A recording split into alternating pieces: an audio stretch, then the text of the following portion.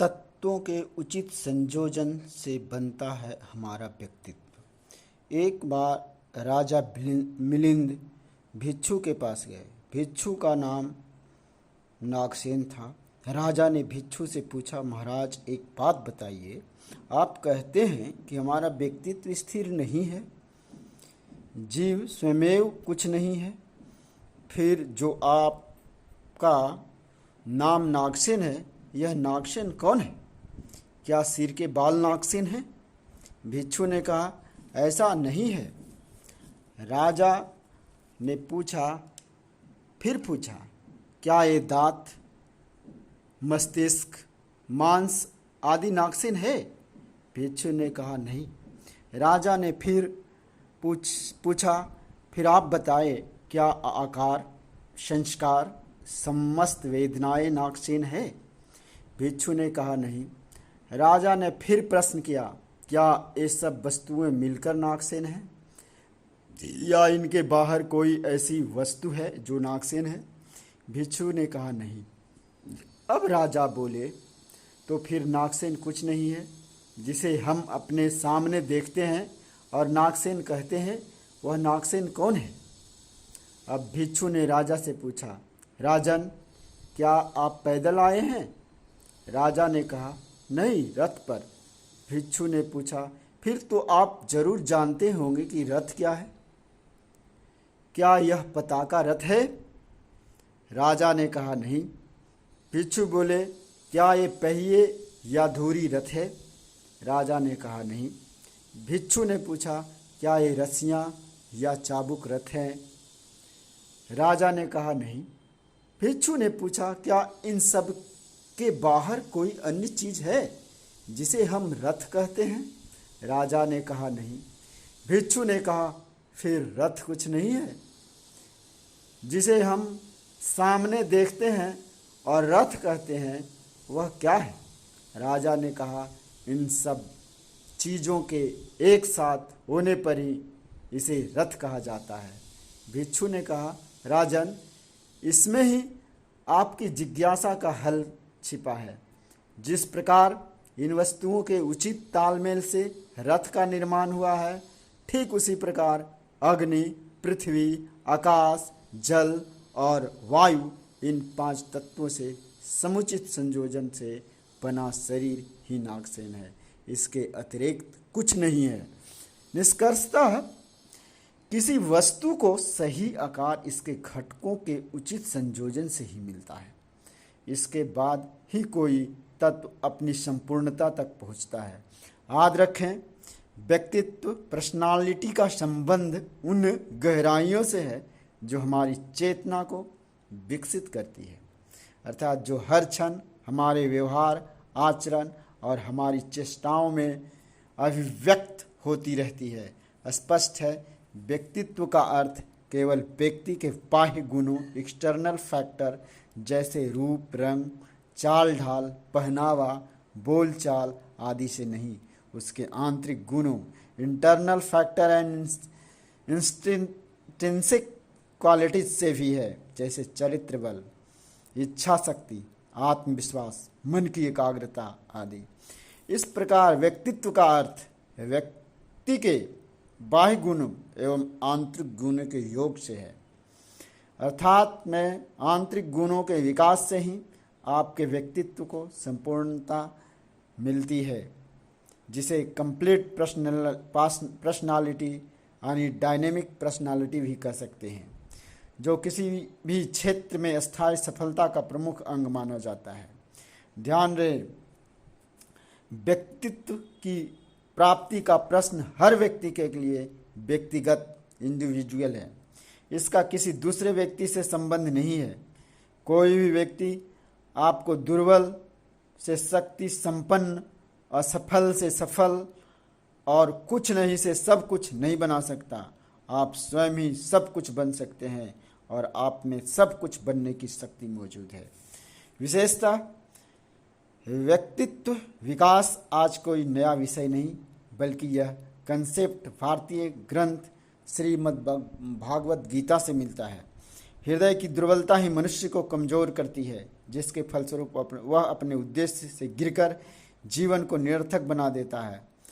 कुरुक्षेत्र की रणभूमि में जब श्री कृष्ण ने देखा कि स्वजनों के मोह से अर्जुन अपने कर्तव्य पालन से विमुख होकर हृदय की दुर्बलता को प्राप्त हो रहा है, जो उसके सफल जीवन के निर्माण में बाधक सिद्ध होगी, तब उन्होंने अपने उपदेशों द्वारा उसके कायरतापूर्ण जैसे दोषों को मिलाकर निर्धारित लक्ष्य की प्राप्ति में सफलता दिलाई, यानी जीवन उद्देश्य की पूर्ति के लिए उसके व्यक्तित्व का निर्माण किया।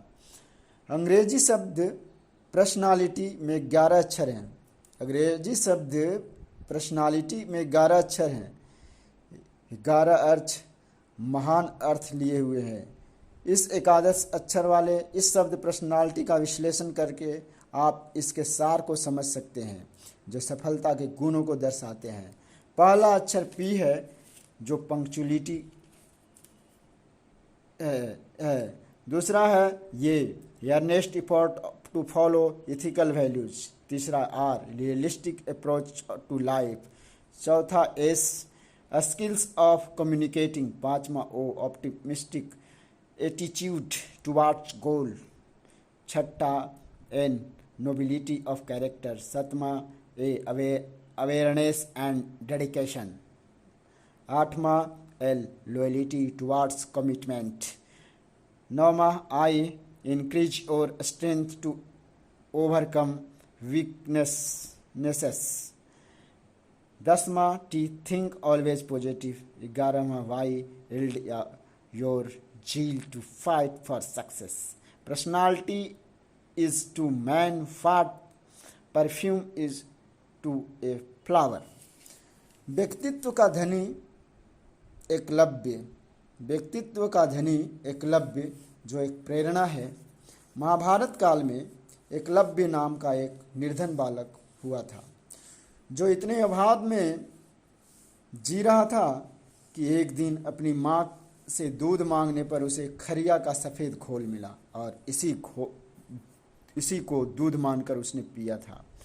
वह बालक धनुर्विद्या में के प्रति गहरी रुचि रखता था। उसके जीवन का उद्देश्य था एक महान तीरंदाज बनना।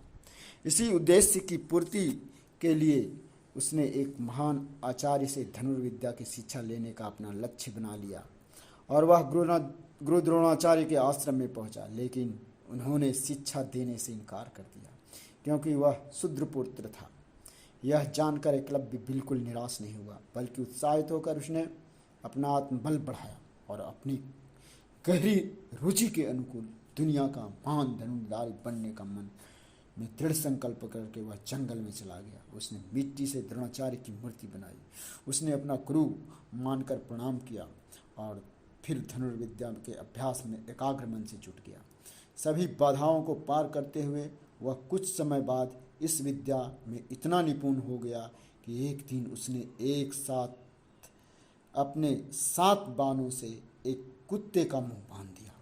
वह कुत्ता अर्जुन का था, जो द्रोणाचार्य का शिष्य था। अर्जुन एकलव्य की कौशल, चातुर्य, बुद्धि और निपुणता को देखकर स्तब्ध रह गया। उसने तुरंत आश्रम में जाकर अपने गुरु को यह आंखों देखा हाल सुना दिया। द्रोणाचार्य ने तत्काल उस बालक से मिलकर जब उसके गुरुदेव का नाम पूछा तो उसने उन्हीं की स्वनिर्मित मूर्ति उन्हें दिखाकर कहा, आप भी मेरे गुरुदेव हैं। उसी समय गुरु द्रोणाचार्य ने एकलव्य से गुरु दक्षिणा के रूप में उसके सीधे हाथ का अंगूठा मांगा और उसने संघर्ष ही अपना अंगूठा काटकर उन्हें भेंट कर दिया। निष्कर्ष, यह प्रसंग हमारे जीवन को सफल बनाने में बड़े महत्व का है, क्योंकि इसमें व्यक्तित्व विकास के सभी आवश्यक तत्व स्पष्ट हो जाते हैं, जो इस प्रकार है। कहते हैं, हम सकारात्मक सोच के साथ अपना जीवन लक्ष्य एम ऑफ लाइफ तय करते हैं। एकलव्य का जीवन लक्ष्य था सर्वश्रेष्ठ धनुर्धारी बनना। दूसरा, लक्ष्य अपनी गहरी रुचि के अनुरूप हो ताकि हमें आगे चलकर निराश न होना पड़े। तीसरा, चूंकि एकलव्य भील जाति का था, उसकी गुरु से इच्छा तीरंदाजी में थी। इस इच्छा शक्ति को उसने सुदृढ़ स्ट्रॉन्ग किया था। ध्यान रहे, रुचि का मन से गहरा संबंध है, क्योंकि हमारे मन में ढेर सारी इच्छाएं उत्पन्न होती है और कोई एक प्रबल इच्छा ही रुचि में परिवर्तित हो जाती है जो अस्थायी रहती है। लक्ष्य की ओर बढ़ने से पहले हम इच्छा शक्ति में दृढ़ता लाते हैं, अन्यथा कार्य के बीच में अवरोधों के आ जाने से हमारी इच्छा शक्ति प्रभावित हो सकती है। शूद्र पुत्र होने के कारण एकलव्य को गुरु द्रोणाचार्य ने अपना शिष्य बनाने से इनकार कर दिया था। इसके बावजूद उसे श्रेष्ठ धनुर्धारी बनने के लिए एक महान आचार्य से शिक्षा प्राप्त करने की उसकी प्रबल इच्छा थी। वह तिरस्कृत हो जाने पर भी विचलित नहीं हुआ और उसकी मूर्ति मिट्टी से बनाकर उसने उनको आदर्श गुरु मान लिया। चौथा, इच्छा शक्ति में दृढ़ता लाने के लिए मन में यह संकल्प लेना है कि हमें निर्धारित लक्ष्य पूरा करना है, क्योंकि मन की चंचलता के कारण संकल्प लिए बिना हम अपनी मंजिल तक नहीं पहुंच पाते। एकलव्य में समर्पण, डेडिकेशन की भावना से अपने संकल्प को कायम किया था और इससे वह अपने 7 बाणों से अर्जुन के कुत्ते का मुंह बांधने में सफल हुआ था। हम हीनता की भावना, इन्फेरियरिटी कम्प्लेक्स कभी मन में न लाएं। एकलव्य ने अपने साहस, उत्साह और आत्मविश्वास के बल पर अकेले ही संघर्ष करने का दृढ़ निश्चय किया था और अकेला जंगल में रहकर धनुर्विद्या के अभ्यास में लग गया था। छठा, हम स्वयं को कभी अभावग्रस्त न समझें। एकलव्य ने अपनी आंखों के सामने केवल अपने लक्ष्य को रखा था, जिससे वह अपनी स्किल एंड कैपेबिलिटीज में निरंतर इछापा करता रहा। इससे वह स्वयं को अभावग्रस्त नहीं समझता और संघर्ष में लगा रहता था। 7वां, हम अपने जीवन को व्यवस्थित रखें। लक्ष्य को पूरा करने में संयम, धैर्य और अनुशासन की जरूरत होती है। एकलव्य को तो अनुशासन के पालन में अपने सीधे हाथ का अंगूठा गुरु द्रोणाचार्य के चरणों में भेंट करना पड़ा था। 8वां, लक्ष्य की ओर बढ़ जाने पर हम संघर्ष से प्रेम करें और नैतिक मूल्यों का सम्मान करते हुए अपने कार्यों में लगन के साथ लगे रहें। एकलव्य अपनी पूरी लगन के साथ संघर्ष करते हुए अकेला प्रैक्टिस में लगा रहा और अपने चरित्र के बल पर गुरु द्रोणाचार्य को अपनी झोपड़ी में बुला लिया और उनको गुरु दक्षिणा में अपना अंगूठा उनके चरणों में समर्पित कर उनका सम्मान किया। इससे बढ़कर और नैतिकता का सम्मान क्या हो सकता था। Personality is indefinable thing, a strength force that has power over the souls of man। मन की शक्ति का आभास करें। मन की शक्ति का आभास करें। एक बार किसी व्यक्ति ने नेपोलियन से पूछा, सर आपकी सफलता का राज क्या है? क्या इसके पीछे कोई दैवीय शक्ति है? इस पर नेपोलियन मुस्कुराया और सहज भाव से बोला, मन की शक्ति का ऐसा प्रभाव है कि यदि हम पूरी ईमानदारी और समर्पण भाव से अपने लक्ष्य की प्राप्ति का संकल्प ले और उसे पूरा करने में निरंतर प्रयत्नशील रहे तो उसमें सफलता अवश्य मिलेगी। ऐसा मेरा अनुभव है। फिर कुछ क्षण बाद नेपोलियन ने कहा, किंतु लक्ष्य अच्छा होना चाहिए। यह सही है कि अच्छे लक्ष्य को पाने की प्रेरणा अवश्य दैवीय शक्ति से मिलती है। यदि मन में शक्ति के प्रति विश्वास है और इसके साथ संकल्प दृढ़ है तो सफलता अवश्य हासिल होती है। साथ ही उत्साह मनुष्य के जीवन की ज्योति है जो सफलता के मार्ग में मशाल का काम करती है। इस उदाहरण में आपने देखा, मन की शक्ति के आभास में 3 मुख्य बातें उजागर होती है। सत्य कर्म का संकल्प, विश्वास और उत्साह। संकल्प केवल शुभ कार्यों के लिए किए जाते हैं, बुरे कामों के लिए नहीं। भारतीय ग्रंथों में एक से एक महान संकल्प लेने वालों के गौरवपूर्ण जीवन का परिचय मिलता है। जैसे सावित्री, जिसने अपने मृत पति सत्यवान को जीवित पाने के लिए काल पर विजय प्राप्त करने का संकल्प लिया। भगीरथ, जिन्होंने गंगा को धरती पर लाने का संकल्प लिया आदि। याद रखें, शरीर मन के आदेशों की अवहेलना नहीं कर सकता।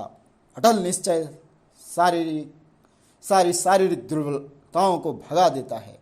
रंगमंच पर काम करने वाले व्यक्ति इस मन की शक्ति के रहस्य से भली भांति परिचित है। एक बार इस तथ्य की ओर इशारा करते हुए अमेरिका के लोकप्रिय रंगमंच अभिनेता हेनरी इरविंग ने कहा था, हम कभी बीमार नहीं होते क्योंकि बीमार होना ही नहीं चाहते।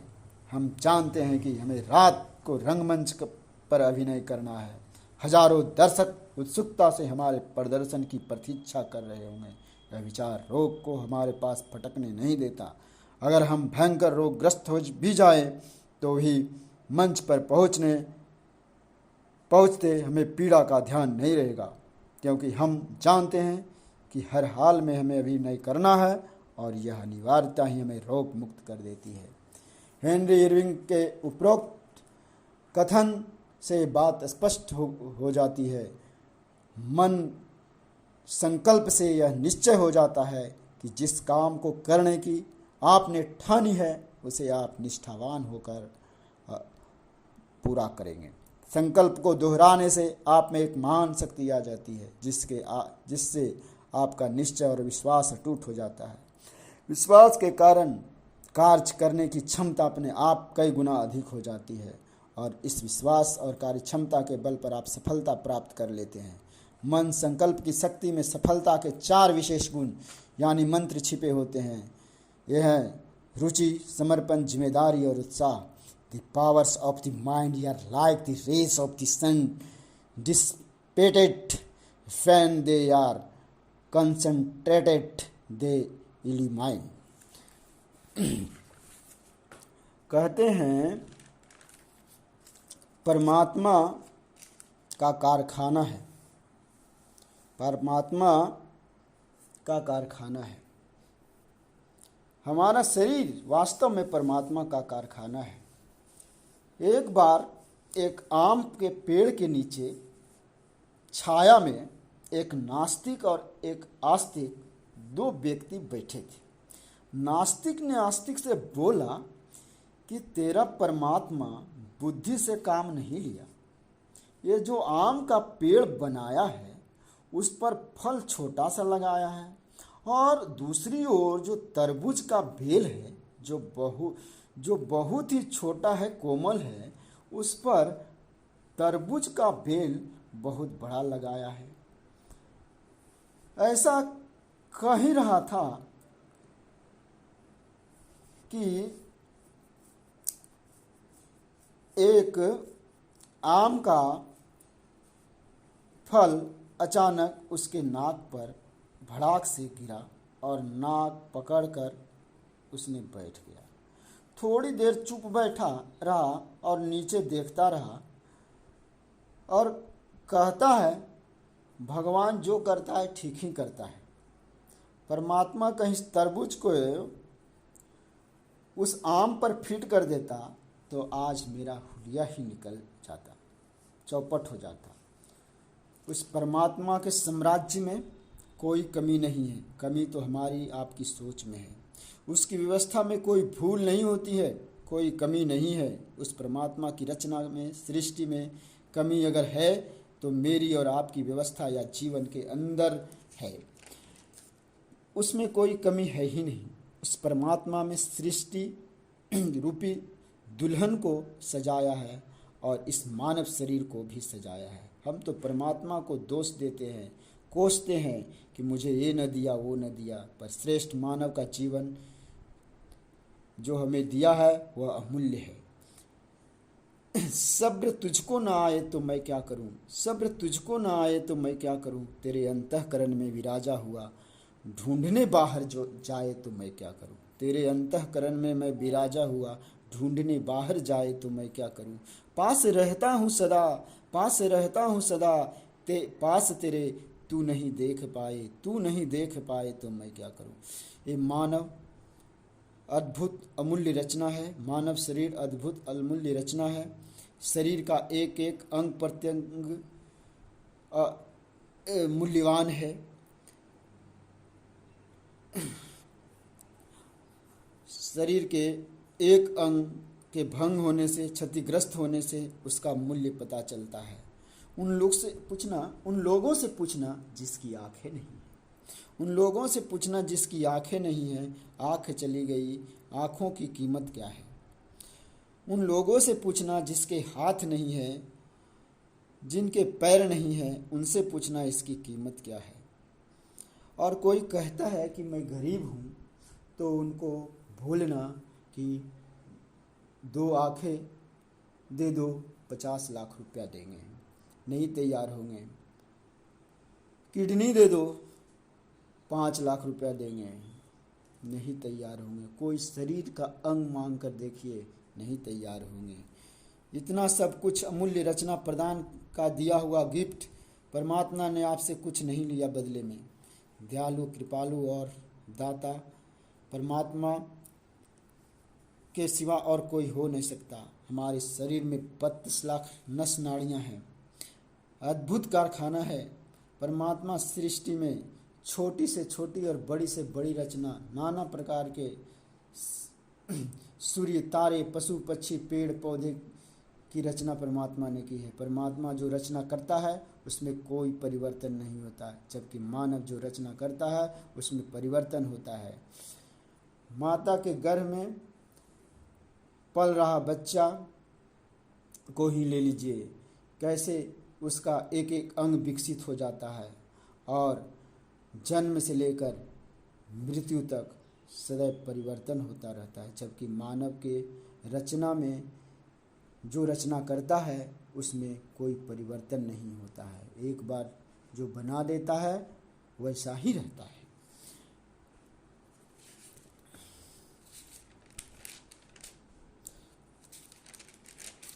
और सफलता की पहली कुंजी जिज्ञासा और दूसरी कुंजी धैर्य है। जो आसपास की चीज़ें हैं उनका मैनेजमेंट देखिए, उनकी जिज्ञासा का मूर्त रूप ध्यान रखिए। और सफलता की दूसरी कुंजी धैर्य है। अद्भुत प्रसाद है मनुष्य के लिए। अगर पहला पत्थर उस पर्वत पर दशरथ मांझी ने न मारा होता, और जब मारा तो उस पर सब हंसे, उसने धैर्यपूर्वक 20 साल तक पत्थर मारता रहा तो पहाड़ को रास्ता छोड़कर खड़ा होना पड़ा। राम का धैर्य देखिए, राम का धैर्य ही तो है जो जीवित रहते हुए उस व्यवस्था का धैर्य है। राम को परेशान करने की एक हरकत ने दुनिया ने नहीं छोड़ी। राज्याभिषेक हो रहा था और वन जाना पड़ा। राजा बनूंगा इस पर प्रसन्न नहीं है, और वनवास मिला इस पर दुखी नहीं है। यही राम है। लोग सोचते हैं जंगल में पोस्टिंग, लोग सोचते हैं कोने में पोस्टिंग, लोग सोचते हैं वहाँ काम करना है तो कैसे करेंगे, मेरे लिए पनिशमेंट हो गया। यही अवसर है जो आपको ईश्वर दे रहा है। दशरथ पुत्र जब तक अयोध्या में रहे युवराज राम कहलाए, श्री राम कहलाए, और जब जंगल जाकर लौटे तो मर्यादा पुरुषोत्तम राम कहलाए। इस पूरी यात्रा ने उन्हें भगवान बनाया, इस धैर्य ने उन्हें भगवान बनाया। अद्भुत धैर्यवान। कोई अपमान करता है, मुस्कुराते हैं। पत्नी हरण होने पर धैर्यपूर्वक संघर्ष करते हैं, बट रास्ते में एक भी राजा को साथ नहीं लिया। उन्होंने वंचितों, दलितों, वनवासियों को साथ लिए। उन्होंने अपने साथ आप जैसे और हम लोगों का साथ लिया। माँ सबरी का आशीर्वाद लिया, केवट का साथ लिया। वंचित सुग्रीव को गले लगाया क्योंकि वे जानते थे बाली को साथ नहीं लिया। राम का सदाचार ही राम बनाता है।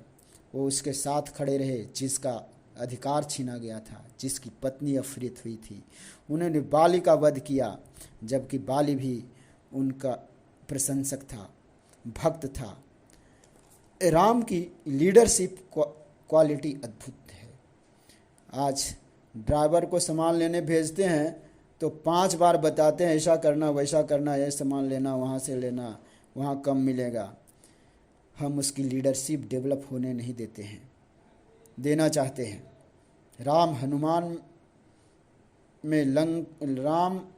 में लंका में जाकर राम ने हनुमान को लंका में जाने के लिए कहा। क्या करना है ये नहीं बताया, बल्कि बोला, वहाँ जाकर सीता को देख कर आओ कि सीता कैसी है, कहाँ है, आश्वस्त हो जाओ।